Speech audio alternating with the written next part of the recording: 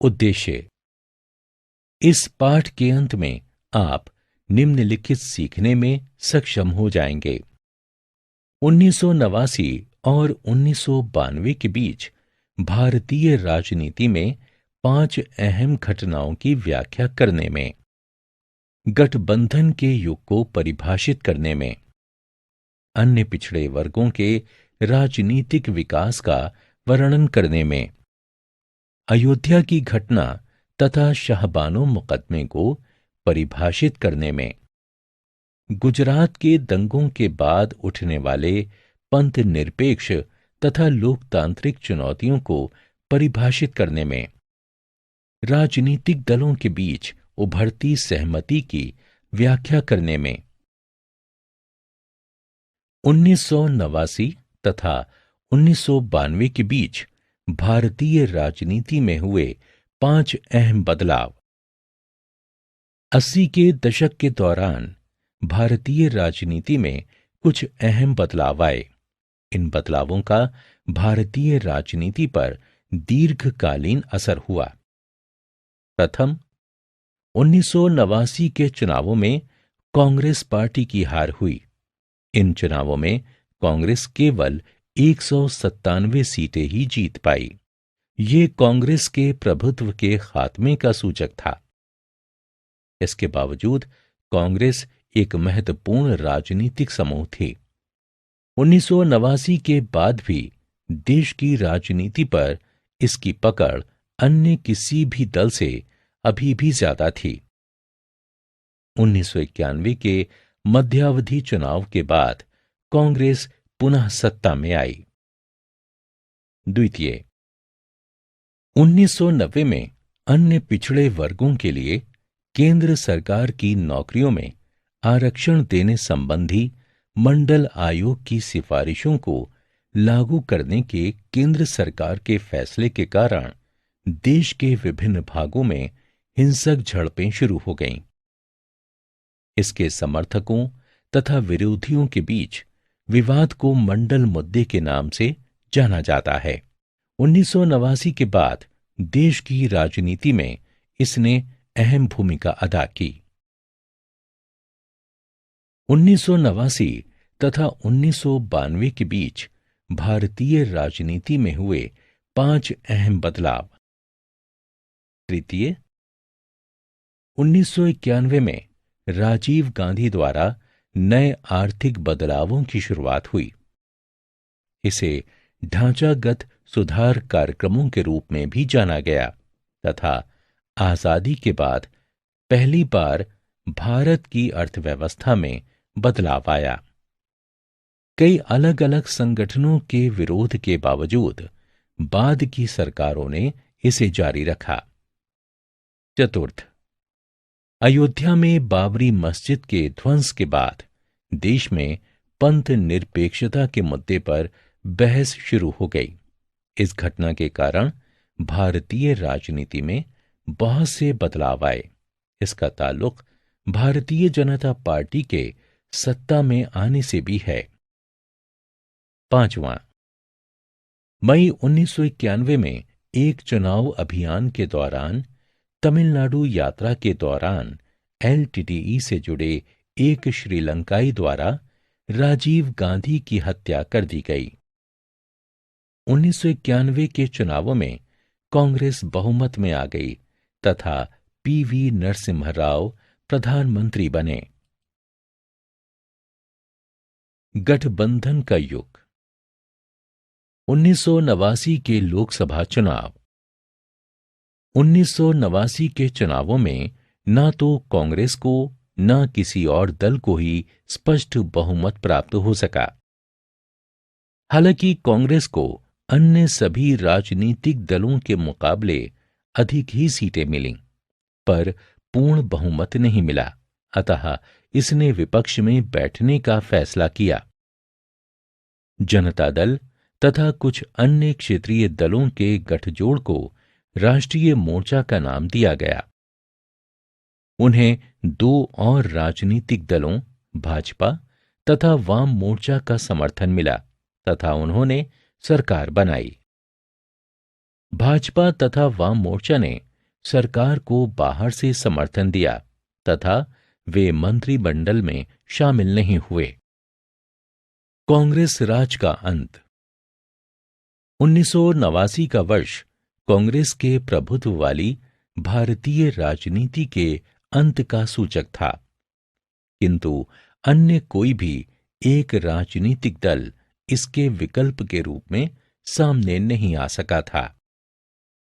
इससे देश के विभिन्न हिस्सों में क्षेत्रीय दलों के प्रभाव वाले सत्ताधारी गठबंधन बनने शुरू हुए।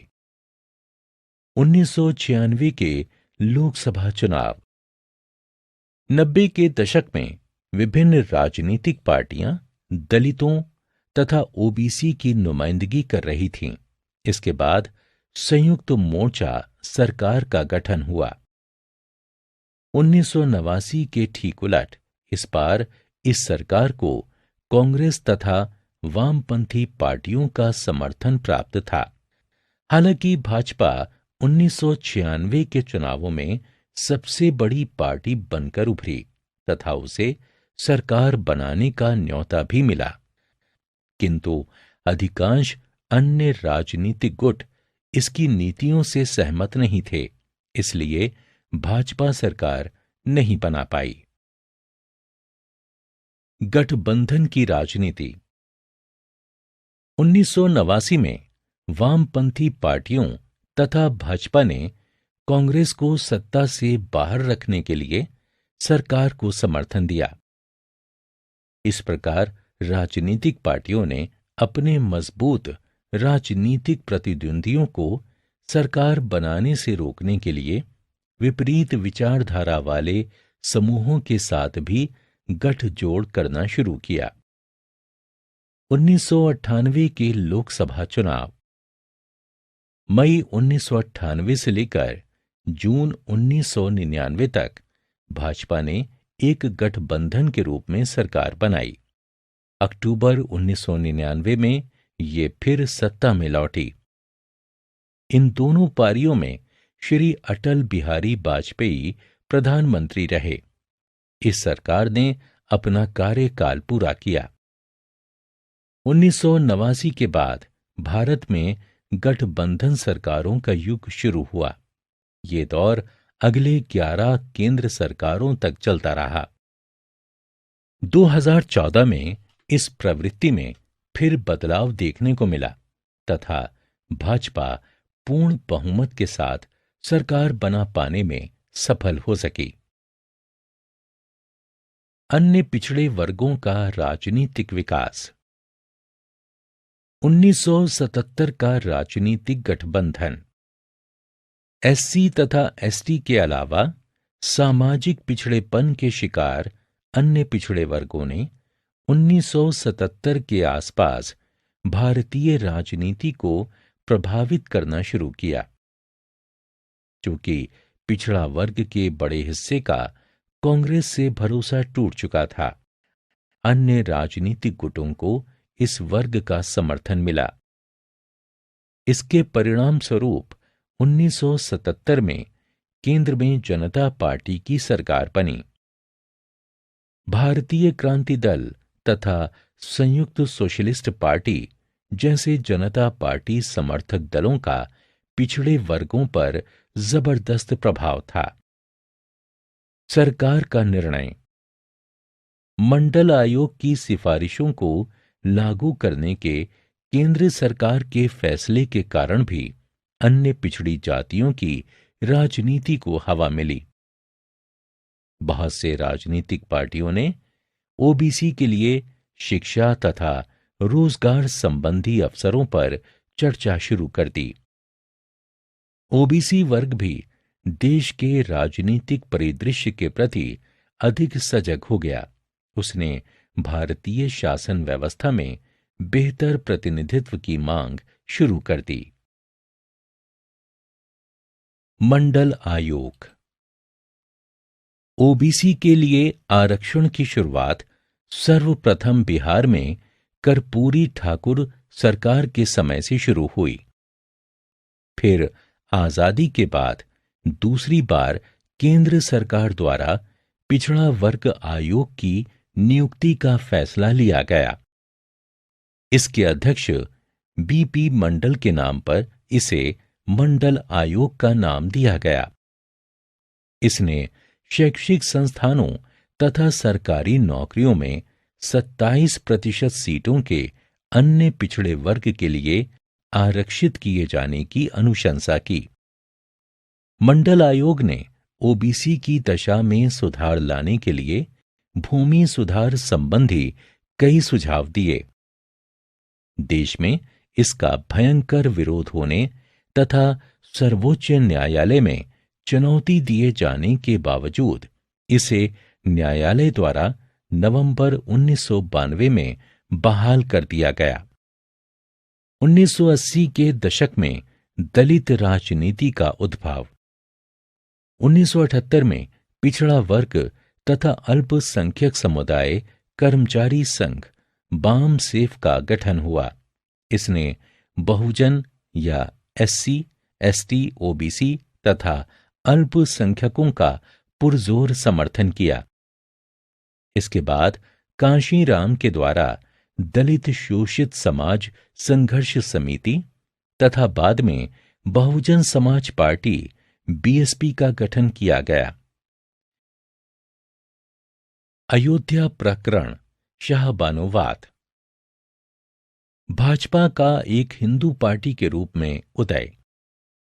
जनता पार्टी के टूटने के बाद 1980 में भारतीय जनता पार्टी यानी भाजपा का गठन हुआ। बाद में भाजपा ने अपनी राजनीतिक रणनीति में हिंदुत्व के मुद्दे को शामिल किया। वास्तव में उसकी नीति हिंदुओं को लामबंद करना था।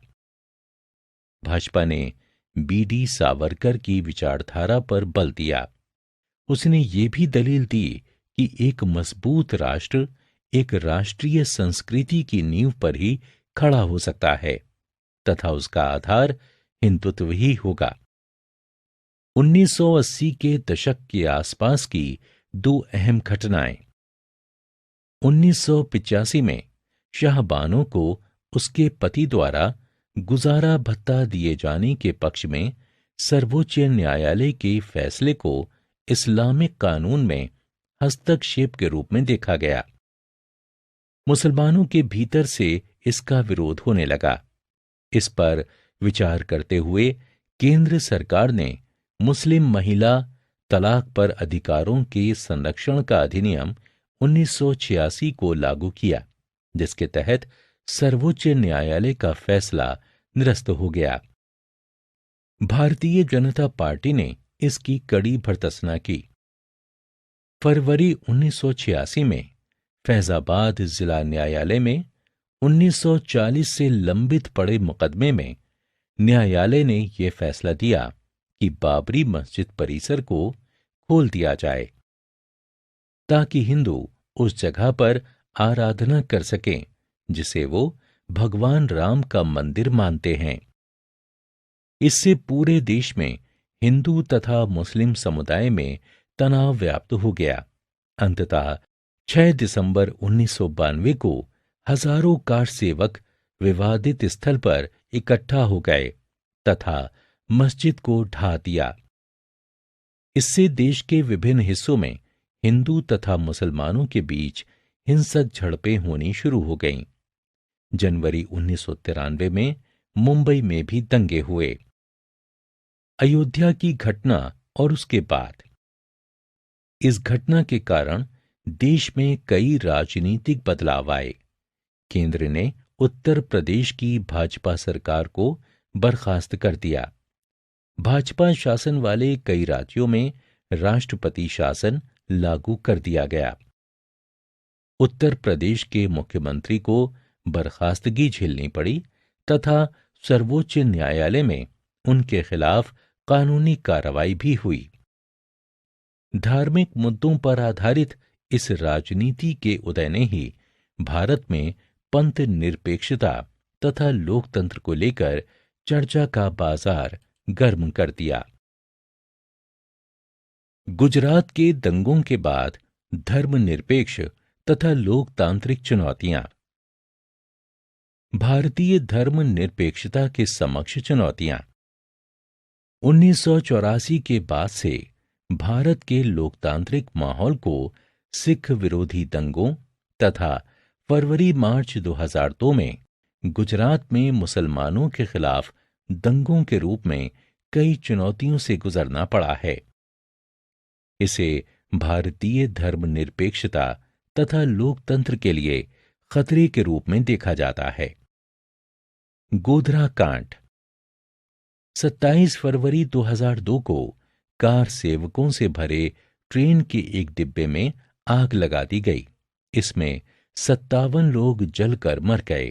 प्राथमिक तौर पर यह संदेह हुआ कि गोधरा कांड में मुसलमानों का हाथ है। हिंदू समुदाय तथा विभिन्न हिंदू संगठनों के लिए यह गहरा भावनात्मक सदमा था।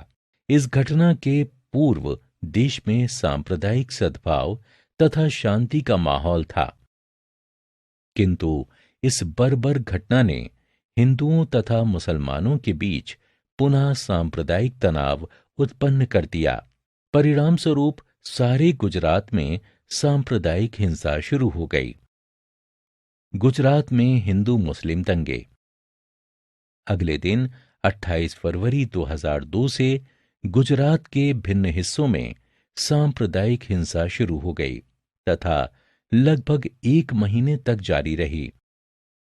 इस हिंसा में लगभग 1100 लोग मारे गए। फलस्वरूप मानवाधिकार आयोग ने गुजरात सरकार की कड़ी निंदा की। आयोग ने जोर देकर कहा कि सरकार सांप्रदायिक हिंसा को काबू में करने, दंगा पीड़ितों को राहत प्रदान करने तथा हिंसा के दोषियों के खिलाफ कार्रवाई करने में विफल रही है। चुनाव आयोग ने विधानसभा के होने वाले चुनाव को स्थगित कर दिया। एक नई सहमति का उदय। 1984 से 2004 के बीच होने वाले परिवर्तन। 1989 और उसके बाद भाजपा का चुनावी प्रदर्शन लगातार बेहतर होता रहा है।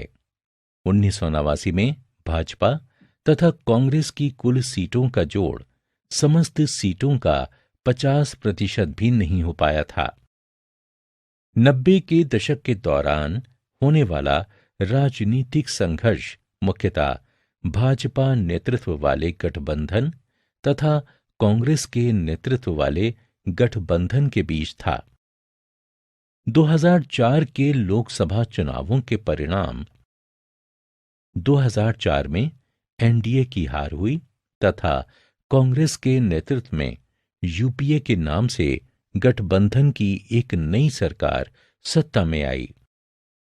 इस सरकार को वामपंथी दलों का समर्थन प्राप्त था।